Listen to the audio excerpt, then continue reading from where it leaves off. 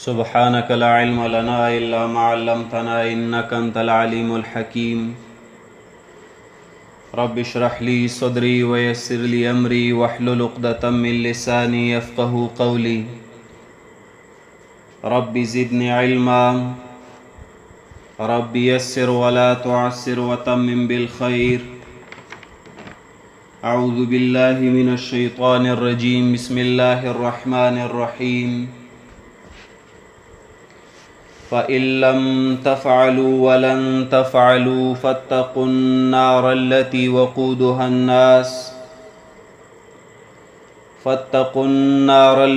وقودها الناس والحجارة أعدت للكافرين صدق الله العظيم. سورة البقرة دویم باب شروع دے دا ولی سی پا دی دویم باب کی هغه اصل مسئلہ اثبات التوحید ذکر کئی. پا اول دو آیاتو کی یوشتم دوشتم کی دعوت توحید بالادلت العقلیہ خمسہ او بیا ورپسې د رشتم آیت کی اثبات و رسالت ورسره صداقت الكتاب دلیل وحی او تحدی یا مطالبه د دلیل د منکرینو نه. اوس نننی سبق کی آیت سلی رشتم کی پدی سلی رشتم آیت او پینزشتم کی دا دو آیات دی چې دلتا الله تعالی خپلا هغه فیصله اوري. رستو اول دعوا ما دلہ عقلیه او وحیه ذکر شو د یو فریق چې هغه مومنانو د مومنانو دعوا ما دلہ عقلیه او وحیه په توحید باندې ذکر شو، گرچه بل فریق مقابل اغي دعوه وکړه خو دلیل راو نړې شو. دلیل راوړو کې هغي عاجز شول. نو الله متعال اس قضاوت کوي چې چا دعوه ثابت کړه په دلیل نو هاغویلا بشارت دے آیت 15 کی وبشر الذین آمنوا وعملوا الصالحات. او چا چې دعوه ثابت نکړه هاغویلا تخویف دے فاتقوا النار التي وقودها الناس والحجارة اعدت للكافرین سرا. نو دا د دې دو آیاتو ربط دے دما سبق سرا څنګه چې دنیا کې یو قاضی د مدعی او د مدعی علیه دلائل ووري او داغینه بعد فیصله کوي. نو هم دغسې دلته الله رب کریم اول دعوه ذکر که او دلائل ذکر که نو چې مومنانو دا دعوه ومنلو دلایل ومنلو دای نورو ته بیان که او داغي خلاف منکرین ودریدل هغوی د مومنانو دغه دعوه نه تسلیمولو خپل هغې دعوه که د شرک چې الله تعالی سره شرک شته دی دا جایز دی. نو هغې نه د دلیل مطالبه وشوه چې ښځه تاسو دلایل وښئ. ناغي په دلائل خودلو کې عاجز شول.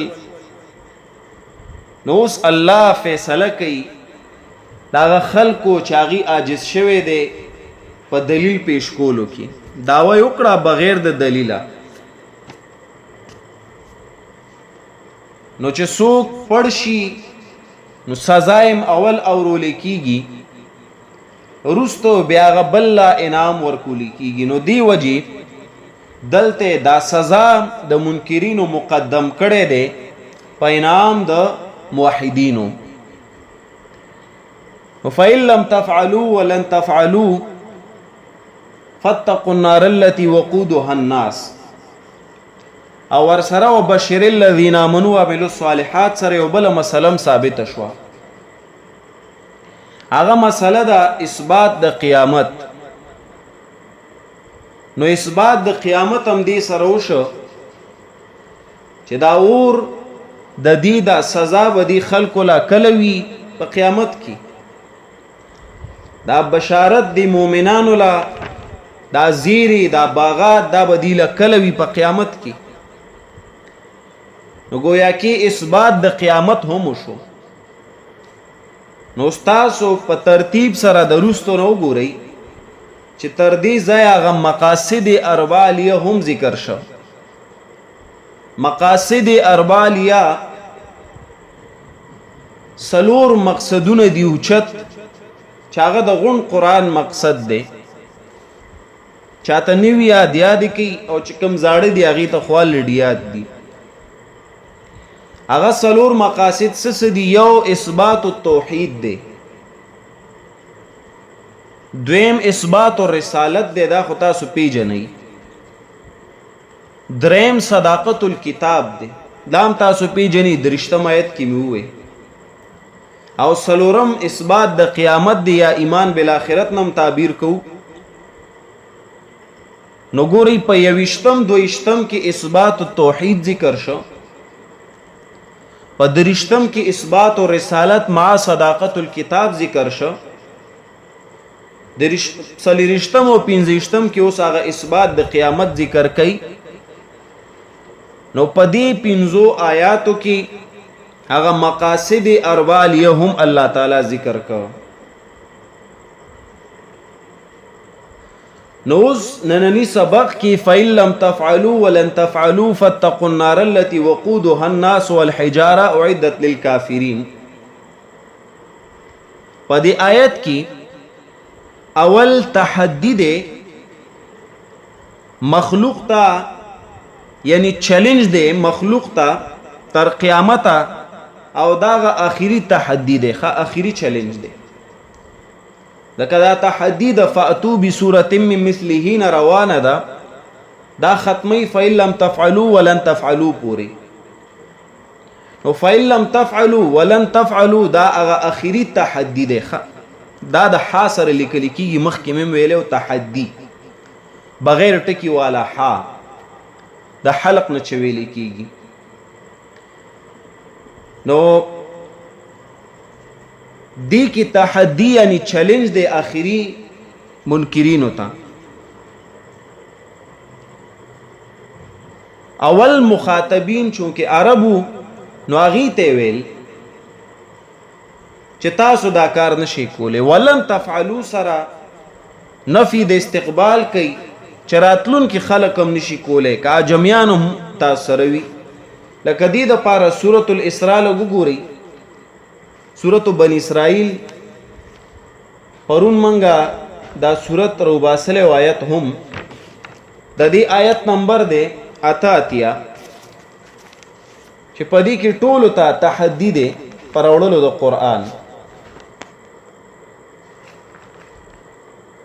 قل اویا لئن اجتمعت الانس، کچر راجم شي ټول انسانان والجن او جنات علا ان یاتو پدی چرات لکی بمثل هذا القرآن پشان د دی قرآن چې داس یو کتاب وروړي، لا یاتون بمثله راتلن شي کولی په مثل د دی قرآن، ولو کان بعضهم لبعض ظهیرا، اگر چې وی باز د دې د پار د بازو امدادیان، نو کدیو بل امداد کوي جميعا هم راضي او نور خلق هم راضي چې فصاحت او بلاغت په ختم وي. نو الله دلته تحدی ذکر کوي چې تاسو دا کار نو اونکو راتلون کې خلق هم دا کار اونکړي شي.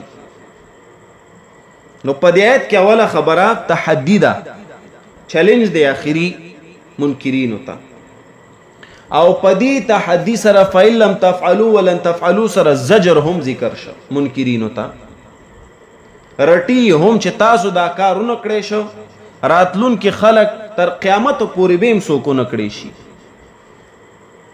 او بیا ورپسې فاتقوا النار التي وقودها الناس والحجاره اعدت للكافرين سره تخویف د منکرینو ته. نو عنوان د آیت 3 دی: تحدي، زجر او تخویف. فإن لم تفعلوا، نو که نکړو تاسو دا کار، فإن لم تفعلوا، نو که نکړو تاسو دا کار، کم کار ته مراد دی؟ روستا غ دو کارونه دي، خیال کوي آیت. یو فاتو بسورة من مثله، ویل شویو چراوړي یو صورت پشان د دی قرآن. نو یا خو ته مراد هغه کار شو صورت راوړل. نو گویا کې الله فرمای فإن لم تفعلوا، نو که نکړو تاسو دا کار یعنی صورت مراد نه وړو. یا اشاره ودعو شهداءکم من دون الله تا، نو که نکړو تاسو دا کار یعنی تاسو خپل د الہو په سبب مدد مونږ کړی شو یا خپل علما مرا نه وستو. نو هغه وروسته دوه کارونو ته اشاره شو. فإن لم تفعلوا، نو که تاسو نه کو دا کار، یا کتاب امرو نړو، صورت امرو نړو، یو حصہ مرو نړو د کتاب پشان د قرآن، او یا تاسو خپل مشران را نه وسته شو. نو الله بیا فرمای ولن تفعلوا، او هیڅ چره تاسو نشئ کولای دا کار.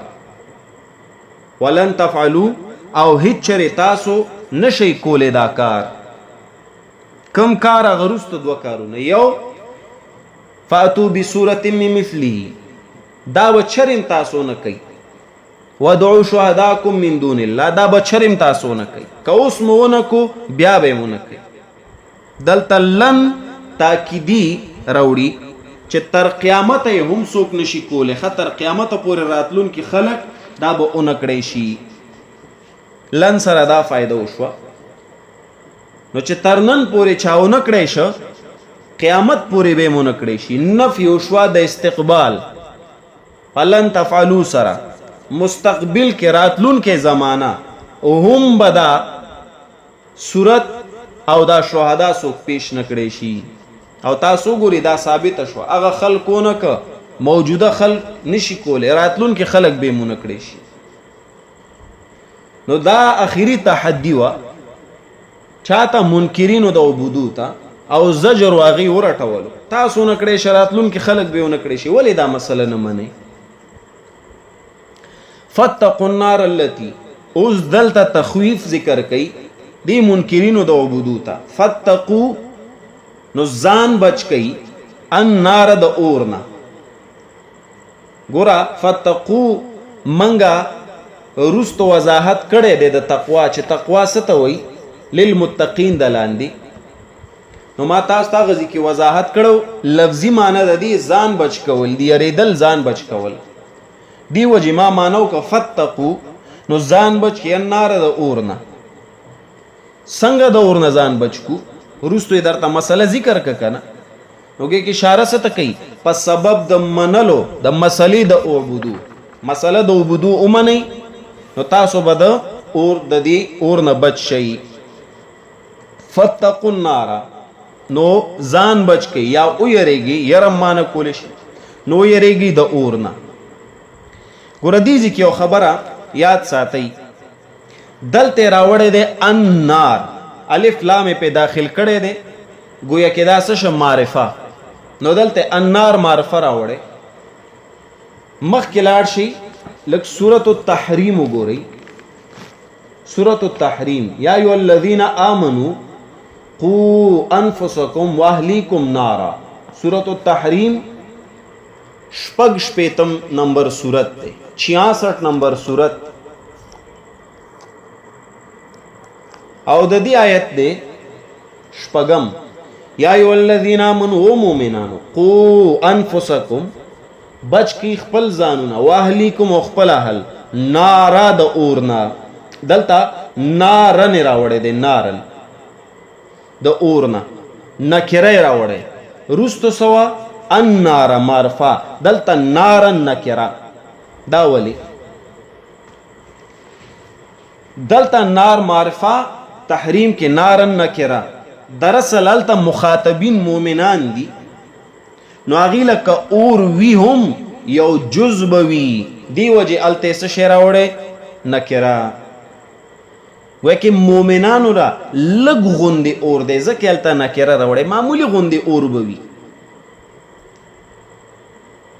او دلته مخاطبین کفارو نو دوی باندې به اور ټول محیط وي څه معنا دوی باندې به کامل وي دا اور ځکه دلته معرفه راوړي ټول اور به دوی لوي او دا د قرآن نه ثابته خبره ده لږ تاسو ګورئ سورة الکهف 18 نمبر سورت د دې آیت دی یو کم دیرش 9 آیت 29 نمبر آیت سورة الکهف وقل الحق من ربكم فمن شاء فليؤمن ومن شاء فليكفر انا اعتدنا یقینا تیار کړی دی مونږ للظالمین د پار د ظالمانو نارن اور احاط بهم سرادقها راگیر به کی دوی سرادقها لمبې داغې دا اور به پې محیط وي دا اور به راگیر کی د هر طرف نه نو دلته النار معرفه راوړي وجه صدا چې کامل اور د هر طرف نه اور په دې کافرانو باندې براته وي او تحریم کې نکره راوړي مؤمنانو له به اور وي بعضې مؤمنان چې ګناهګار وي خو هغه به ډېر لږ وي لږ وخته پورې نو فتقوا النار نو یریږي د اور نه التي وقودها الناس والحجاره التي وقودها الناس التي غور وقودها خشاک داغه الناس خلق دي والحجاره او غټي ګوره دا چې دا ول معنی کوم کوشش کوي دا که بیا زموی دا ځان سره لیکي بیا بروست درته اسانه نو کمور التي غور وقودها الناس والحجاره خشاک داغه خلق دي والحجاره تو کانی دي غټي دي دا جمله التي وقودها الناس والحجاره دا توصیف ذکر کئی د اور د جهنم د پاره د زیادت د هیبت سمانا دا درتا صفت ذکر کی وضاحت کی د اور د جهنم دی د پاره چې هیبت زیات شي پتا ير در باندې راشي دانا چې دا به د دنیا اور پشانتی وینا دا ډیر بدل اور دی د دې ګمان د دې سوچ ممتانی وی کړي التي وقودها الناس والحجاره دا توصیف ذکر کئی د اور د جهنم د پار د زیادت د هیبت التي صله موصول دا صفت د پار د النار التي صفت د پار د النار بیا وی وقودها وقود ستوي ما يوقد به النار وقود معنا ما يوقد به النار يوقد تاسو سپیجنی لکه رستو تاسو ویلو کنه استوقد نارا يوقد استوقد نارا وماثلت لري او بل سره نو ما يوقد به النار وقود معنا ما يوقد به النار هغه چې بلولی شي پاغي باندې اور هر هغه چیز چې اور په بلیږي مراد د دین څه شي شو خشاک شو گویا کی دلتا وقود خشاک ته وای نو الله فرمای التي غور وقودها خشاک د هغه د ها ضمیر راجی النار ته نو وقودها الناس خشاک داغي څه شي دي دوا شیا ذکر کوي یو الناس خلق الناس خلق الناس کې الف لام عهدی ده د عهد ده معهود د دینا منکرین د عبودو دي ښا الناس کې الف لام د عهد معهود د دینا منکرین دا غروستو مسلې د عبودو ما تاسو ته بل رزوي چې دا ټول خبرې به مونږه دا عبودونه تاو را تاو هر زی ته چې زو تر باب اخر د ایسه اخره پوری اما عبودو ته بتاویږي دا خبره نو الناس الف لام د احد معهود د دینا کم خلق دی منکرین د عبودو د مسلې او د دې ثبوت تاسو ګورئ چې همدغه کافران دي لکه سورۃ آل عمران دریم نمبر سورت د دې آیت د لسم ان الذين كفروا یقینا کسان کفرو چې انکار کړي د توحید نه دلتم د توحید باب دی ښا سورۃ آل عمران کې ان شاء الله وبوي بیا لن تغني عنهم چره به فائدہ ورنکي دوی ته اموال او مالونه د دوی ولا اولاد او مون اولاد د دوی من الله د عذاب د الله نشین ضربت واولائک او دا خلق کم خلق دا کافران دا منکرین د توحید هم وقود النار هم دوی دی خشاک د اور نو مراد کم خلق شو منکرین د توحید دا آیت په دلیل شو اوس دینه ثابت شو چې مسلمانان دا خشاک د اور نه دي ځکه هغه صرف صفای لپاره بدل نه کیږي یو تن ګناهګار د دنیا نه لړ د ګناهونو دا غخيري د لری کولو د لپاره به اور ته دن نه کوي والله دې مونږ ته وساتي مونږ ډیر کمزوري مونږ نه ګناونه ډیر کیږي والله تعالی نه سوال کو یا الله مونږ ډیر کمزوري مونږ ته وساتي مونږه صفای هم داسې او کې غور ته مخامخ نه کیه الله نو یو خلق یعنی کفار منکرین د مسلې د عبودو دا خشاک دي دا غور لکه څنګه چې دنیا کې مونږ اور بلو کنه اور د څه په ذریعہ بلیږي لرګي راوړو خسو خاشاک راوړو ناغي ته معمولی یو تیلې ور نږدې کو هغه اور واخلي نو همداسې د جهنم د اور د تیزولو د پاره و الله سکی خلق به پکې ورولي اور به لمبي وي تیزيږي به او خلق سوق دي منکرین د عبودو د مسلې او دویم سیز الله ذکر کوي والحجاره او کانی هم دي سشي دي وقود ما يوقد به النار یعنی خشاک د اور د جهنم کانی هم دي یو الناس دی او دویم والحجاره او غټي دلته درې اقوال دي چې د حجاره نه مراد کمی غټي دي حجاره نه مراد کمی غټي قول اول الحجاره کی الف لام د عهد دی مراد د دین یو قسم خاص غټي دي خاص قسمه کانی دي او پدی روایت مشتد عبد الله ابن عباس او عبد الله ابن مسعود عبد الله ابن عباس رضی الله عنه او عبد الله ابن مسعود رضی الله عنه صحیح روایت دی دا غینا او امام مجاهد رحمه الله غلوی تابعی داغه نه هم دا روایت دی اغوی ذکر کړی دی چې د حجاره نه مراد یو خاص قسمه ګټه د چاغې ته کبریت وي کبریت نو د کبریت ګټه ته مراد شي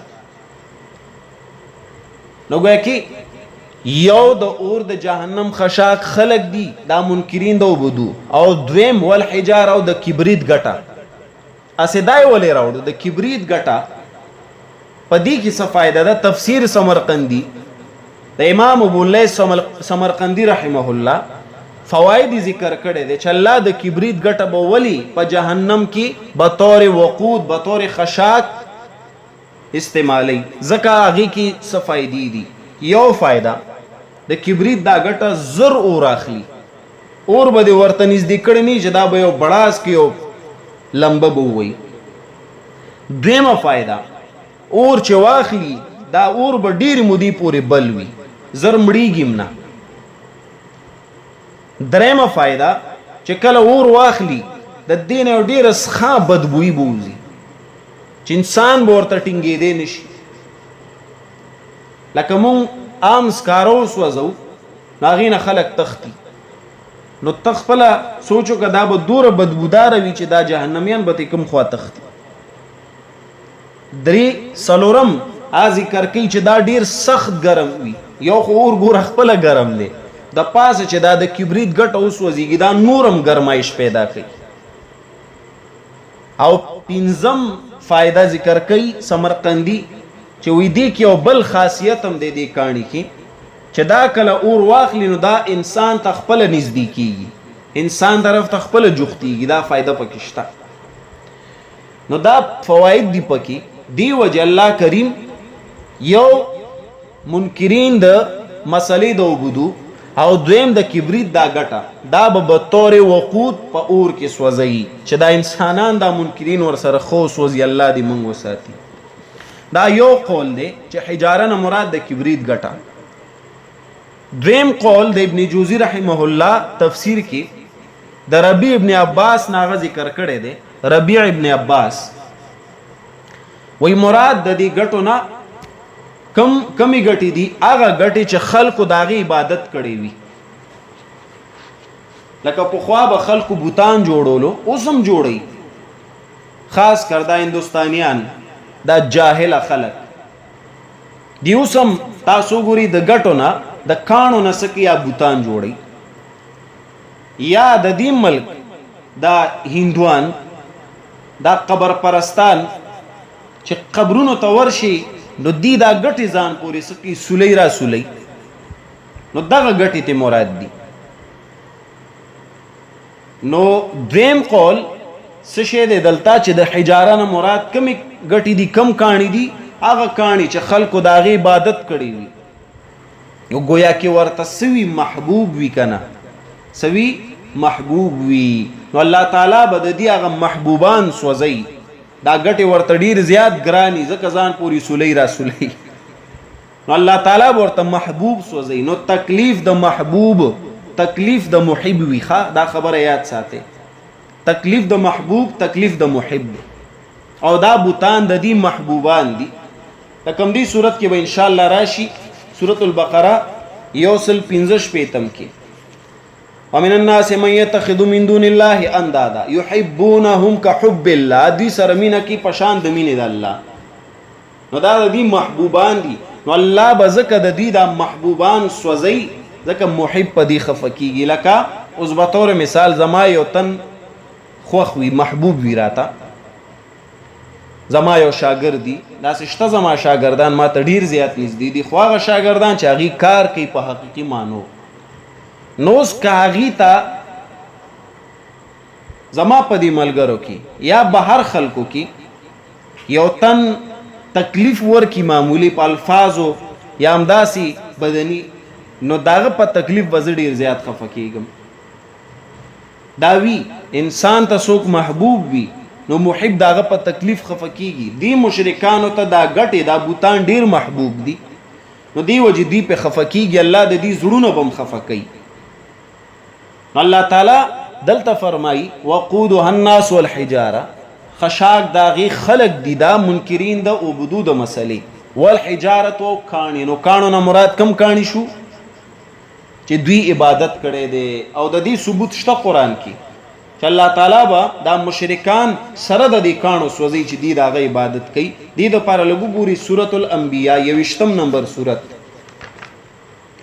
21 نمبر سورت آیت نمبر دے 98 نمبر آیت.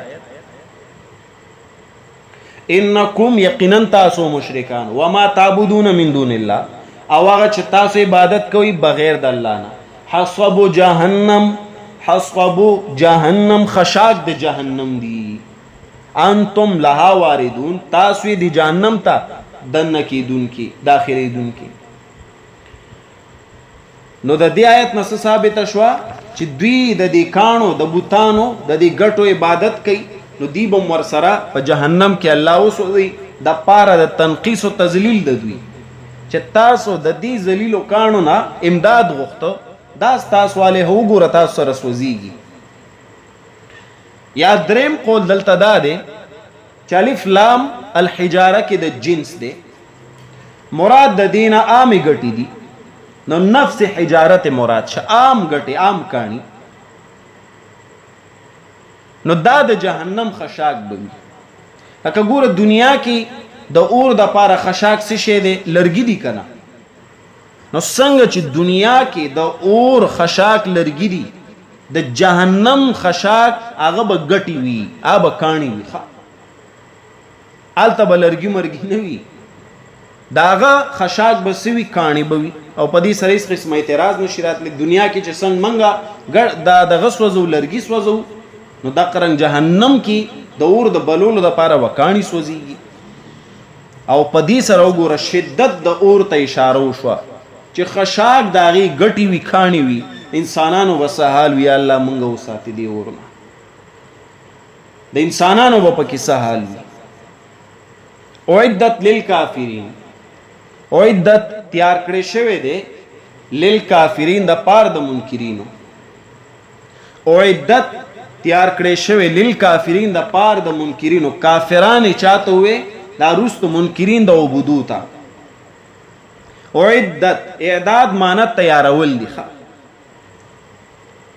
نو گویا کہ اللہ تعالی دا اور د مخ کې نه تیار کړی دی ځان څخه د پاره د دشمنانو لکه ستا دشمنان وی تا ته پته لګي را روان دي نو ته د مخ کې نه ځان ورته تیار کې اسلحه او غیره تیار وساتي چې راشي نو ډایرک به برابرو نو گویا کې الله دا د مخ کې نه تیار کړی دی نو اعدت معنی د تیارول ګوري ضمیر د اعدت یا خراجه د النار تا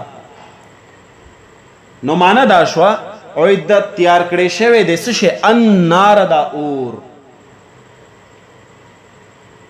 او یا د اعدت ضمیر راجه د الحجاره تا د کانو تا معنی تیار کړی شوی دی دا کانی د پاره د سزا د خلکو نو پور سره هم سزا په ګټو سره په کانو سره هم سزا لکه ما وختي تاسو ته کنه کانی کم ته مراد دي د کبریت کانی ښه نو عدت ضمیر دوانو تراجی کول شي نار ته هم حجارت هم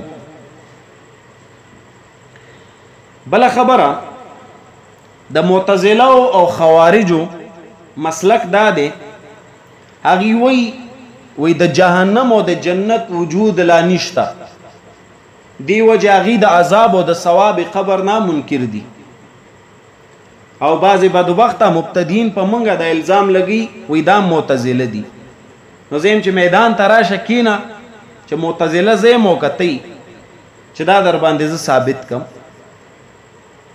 معتزله او خوارجو مسلک څه دی وی جنت او جهنم وجود لا نه لري اب ورستو جوړیږي دلته الله داغي تردید کو وای جنت او جهنم جوړ شوی دی د مخ کینا زکا اعدت ماضی سی غیر وړي یعنی د مخ کینا تیار کړی شوی دی دا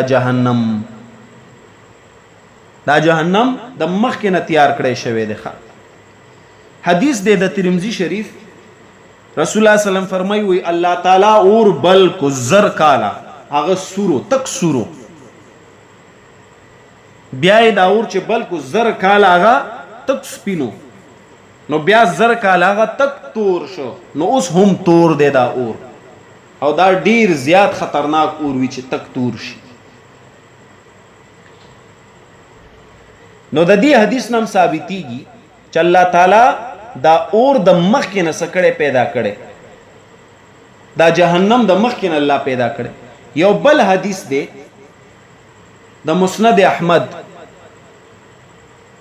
ابو هريره رضی الله عنه راوی دی د دې حدیث هغه فرمای کنا عند رسول الله صلی الله علیه وسلم یوما وای مونږه یو ورځ رسول الله صلی الله علیه وسلم سره فسمعنا وجبا نو مونږه یو درز ووریدو یو ډیر دماکیدار आवाज چې دا مونږ ووریدو فقال النبي صلی الله علیه وسلم نو رسول الله صلی الله علیه وسلم اتدرون ماذا ایتاسو پویږي چې دا څه شی دی وای مونږه الله او رسول عالم الله او د الله رسول خپویږي نو بیا رسول الله صلی الله علیه وسلم ورته فرمایل چې دا یو غټه ده چې دا غرزول شوی په جهنم کې غټوا دی ککړې شوی او جهنم ته اویا کال وړاندې